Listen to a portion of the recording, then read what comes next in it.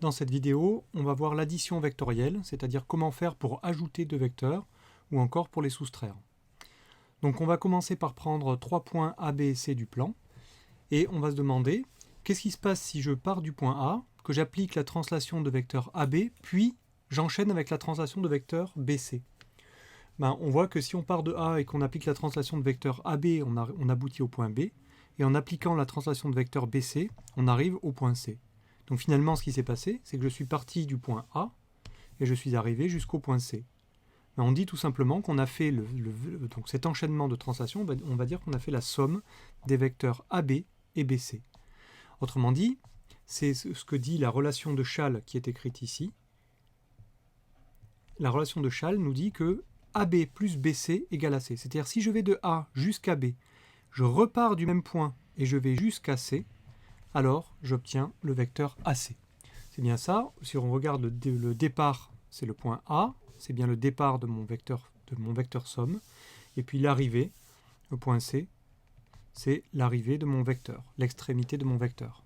Autrement dit, pour aller de A jusqu'à C, j'ai transité par le point B. Je suis passé par le point B. Alors ce qu'il faut bien comprendre dans la relation de Schall, qui est très très utile, c'est qu'en fait elle se lit dans les deux sens. Soit je peux dire AB plus BC égale AC, soit je peux la lire également dans le sens AC égale AB plus AC. Ça signifie que pour aller de A jusqu'à C, je peux passer par n'importe quel point de la figure. Je peux passer par un point D par exemple et écrire également que le vecteur AC, c'est le vecteur AD plus DC.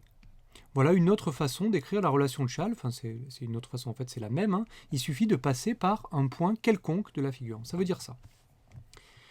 Alors, une autre façon d'ajouter des vecteurs, donc ça c'est la définition, si vous voulez, pour ajouter deux vecteurs, en fait on enchaîne deux translations, donc si je mets mes vecteurs bout à bout, eh bien j'obtiens la relation de Schall. L'autre façon de voir, c'est ce qu'on appelle la règle du parallélogramme.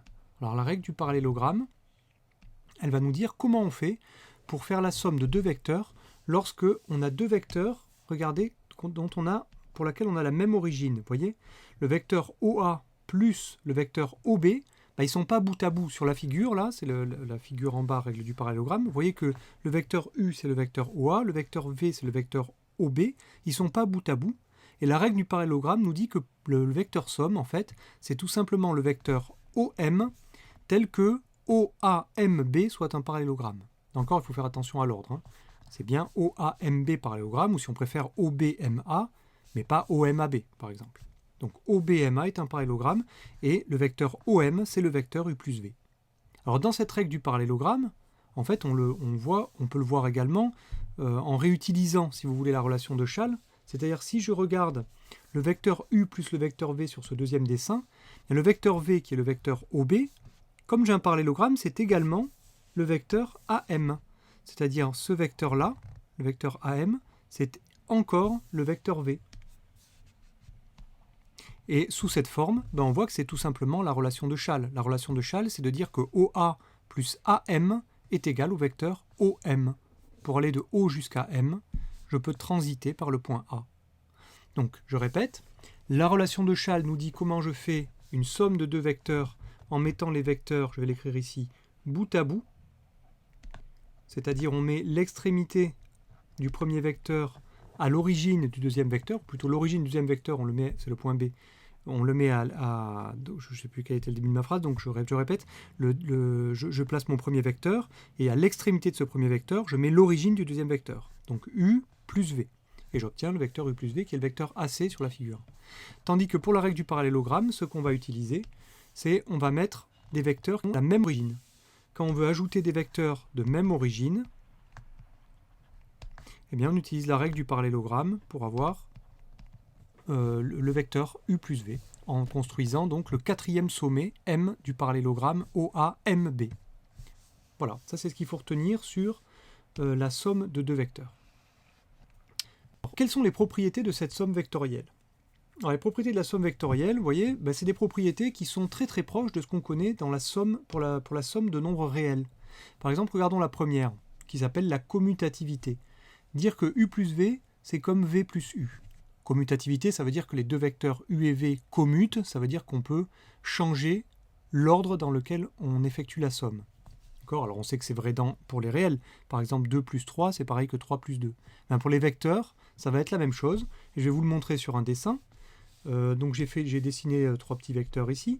Si je veux faire le vecteur U plus le vecteur V, ben, je vais faire comme ça. Par exemple avec Châle, je fais le vecteur U, que je dessine ici. Ça c'est mon vecteur U.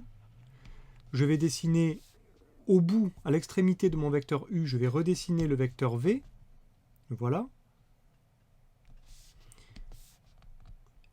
Et puis la relation de Châle en fait me dit que le vecteur U plus V, la somme de ces deux vecteurs, je la fais en rouge, je suis parti finalement de l'origine du vecteur U jusqu'à l'extrémité du vecteur V. Il ne faut pas oublier la flèche. Le vecteur U plus V, il est comme ça. Ça, c'est U plus V. Et puis, dans un même coin de tableau, ici, je vais faire le vecteur V plus U. Donc je recommence. Je pars d'ici, par exemple. Je vais prendre du bleu. Je vais redessiner mon vecteur V cette fois-ci. Le voici. Je redessine le vecteur U à partir de l'extrémité de V. Le voilà. Hop là. Je vais prendre la droite. Donc le vecteur V, le vecteur U maintenant, pardon, qui est là.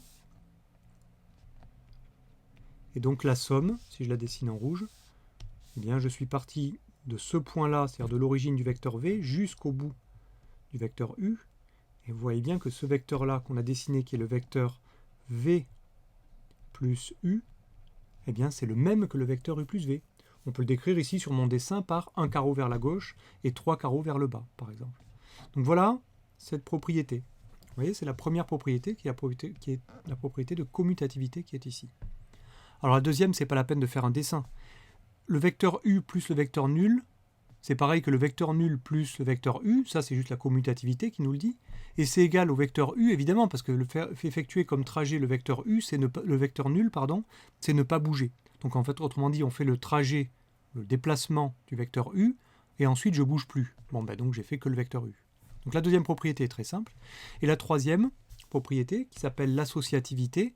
Pourquoi associativité? Parce qu'on peut associer, pour faire une somme de 3 vecteurs, je peux faire d'abord U plus V et ensuite ajouter le vecteur W, ou alors je peux faire le vecteur V plus W et puis lui ajouter le vecteur U.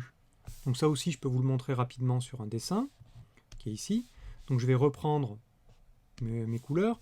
Donc si je veux faire U plus V plus W, donc je commence par faire U plus V, le vecteur U plus V, on l'a dessiné juste au-dessus, il est là. Donc je vais le redessiner à partir de ce point. Voilà U plus V. Ça, c'est d'après le dessin qui est juste au-dessus. On a vu que U plus V, c'était ça. Donc ça, c'est U plus V. Et maintenant, à partir de ce point-là, de l'extrémité de U plus V, il faut que je trace le vecteur W, puisque je veux faire U plus V plus W. Donc je vais prendre le vecteur W. W, c'est 6 carreaux vers le haut. Donc 3, 6, voilà. Ça, c'est le vecteur W. Et donc, en fait, le vecteur somme, ici, je peux le faire en jaune, par exemple. Ça, en jaune, ça va être le vecteur U plus V plus W. Donc ça, c'est U plus V. Pardon, je vais effacer ça.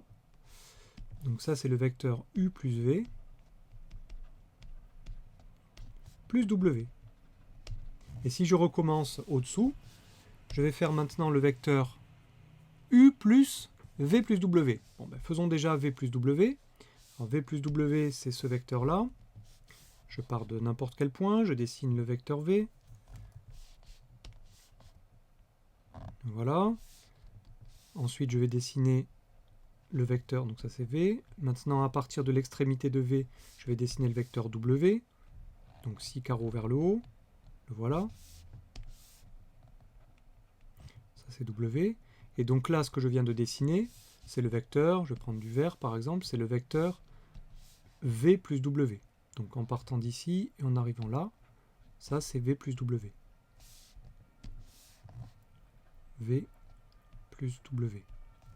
Bon, et bien si je fais V plus W et que j'ajoute le vecteur U, c'est-à-dire je pars de U, je vais refaire le dessin au-dessous, donc maintenant je pars de U, ici, U, il est comme ça c'est le vecteur U, et que j'ajoute maintenant le vecteur v plus w, donc v plus w c'est 2 carreaux vers la droite et 3 carreaux vers le haut, et 5 carreaux pardon, vers le haut. Donc je vais le refaire en vert, comme sur la figure là-bas. Donc on a dit 2 vers la droite et 5 vers le haut. Donc on va faire comme ça. Ah. 2 vers la droite et 5 vers le haut. Le voici. Donc ça c'est le vecteur v plus w.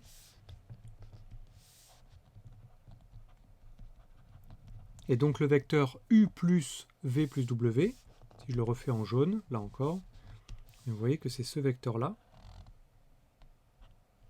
Ça c'est, on a dit u plus v plus w. Et on voit qu'on obtient effectivement le même vecteur jaune qu'au-dessus, c'est-à-dire un carreau vers la gauche et 3 carreaux vers le haut. Bon, ce ne sont que des exemples évidemment, mais ces exemples sont assez parlants, c'est-à-dire qu'en fait, on peut changer l'ordre pour faire la somme de deux vecteurs, et on peut également associer les vecteurs comme on veut pour faire une somme.